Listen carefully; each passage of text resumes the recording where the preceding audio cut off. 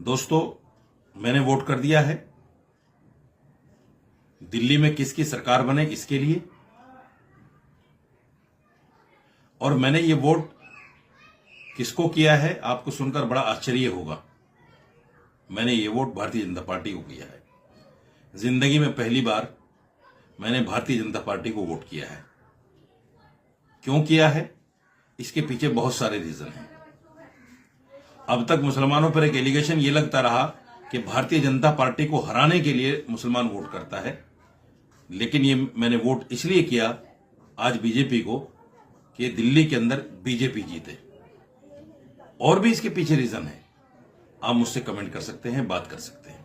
बहुत शुक्रिया। मैंने बीजेपी को वोट करके अपने वीडियो को इसलिए वायरल किया है कि मुसलमानों को डराया जाता है बीजेपी के नाम पर, और विपक्षी पार्टियां ये कहती हैं कि मुसलमान बीजेपी को हराने के लिए वोट करता है, और उनके जहन में, मुसलमानों के दिमाग में ये बात डाली जाती है कि बीजेपी को हराओ, नहीं तो बीजेपी आएगी तो आपके अधिकार छीन लिए जाएंगे, आपका वोटर अधिकार भी छीन लिया जाएगा।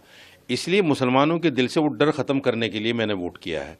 मैं दिल्ली में अगर बीजेपी सरकार बनेगी तो मैं फिर मुसलमानों से ये कहूँगा कि देखो, इन 5 सालों में मेरा कौन सा अधिकार बीजेपी ने छीना है वो मैं दिखाने और बताने का काम करूँगा।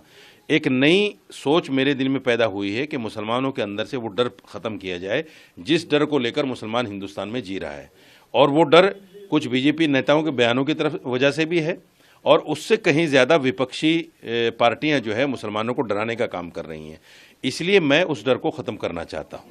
तो सर, आप मोदी जी की नीतियों से सहमत हैं?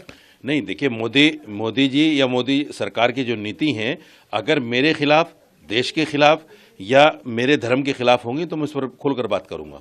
ऐसा नहीं कि मैंने सरेंडर कर दिया बीजेपी के लिए और मैं बीजेपी में शामिल हो गया हूं या मैंने उसकी सदस्यता ग्रहण कर ली है। मैं मुसलमान के दिल से उस डर को ख़त्म करना चाहता हूं जिस डर को लेकर मुसलमान हिंदुस्तान में जी रहा है। वो डर ये है कि बीजेपी मुसलमान को हिंदुस्तान से निकालने वाली है, ये देश हिंदू राष्ट्र बन जाएगा, फिर यहाँ नमाज पढ़ना मुश्किल हो जाएगा, यहाँ रोज़ा रखना मुश्किल हो जाएगा, दीन पर चलना मुश्किल हो जाएगा, दाढ़ी टोपी रखना। वो डर जो है मुसलमान के अंदर से मैं ख़त्म करना चाहता हूँ कि ऐसा कुछ भी नहीं है। हम यहाँ करोड़ों की तादाद में हैं, लाखों में नहीं, करोड़ों में हैं। करोड़ों लोगों को देश से निकालना ये नामुमकिन चीज़ है। मुसलमान उस डर को अपने दिल से निकाल दें। सर, इस वीडियो के वजह से आपको काफी लोग आपकी आलोचना, हाँ, मुझे थ्रेड कर रहे हैं। देखिए, मुझे थ्रेड भी कर रहे हैं लोग। मुझे मेरे व्हाट्सएप पे कमेंट में जाइए आप, मुझे बाकायदा थ्रेड मिल रही है, बाकायदा मुझे डराया जा रहा है और कहा जा रहा है कि आप तो बीजेपी को बिक गए हैं, बीजेपी से आपने पैसा ले लिया है, या सीबीआई या ईडी का डर दिखा दिया गया है आपको भी। ऐसा कुछ भी नहीं है। न मेरी किसी बीजेपी के नेता से मुलाकात हुई, न बात हुई। मैंने तो मुसलमान के दिल से वो डर ख़त्म करने के लिए काम किया है। मेरे ऊपर बहुत सारी FIR है, मैं 2-3 केसों में ज़मानत पर हूँ, लेकिन मैं फिर भी नहीं डर रहा हूँ।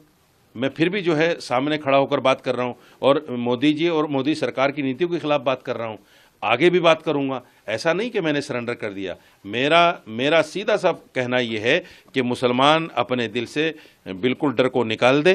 कोई भी पार्टी हमें हिंदुस्तान से नहीं निकाल सकती, हमारे अधिकारों को नहीं छीन सकती। ये डर हमें ख़त्म करना है। सर, लास्ट क्वेश्चन, आप मुस्लिम लोगों से क्या अपील करना चाहते हैं? मैं मुसलमानों से कहना चाहता हूं, अगर आपको बीजेपी से अपने अधिकारों को लेना चाहते हैं तो बीजेपी के आंख में आंख डालकर हम तभी बात कर सकते हैं जब हम बीजेपी को वोट देंगे। मैंने बीजेपी को वोट दिया है, अब मैं टीवी पर बैठकर बीजेपी के प्रवक्ता से ये कह सकता हूं कि मैंने वोट दिया है, मेरे अधिकारों का हनन मैं नहीं होने दूंगा। मैं ये बात कर सकता हूं। हम तभी कर सकते हैं जब वोट देंगे। जब हम वोट नहीं देंगे तो कोई भी नेता, कोई भी पार्टी ये कहती है जब आप हमें वोट ही नहीं देते हम क्यों आपकी बात करें।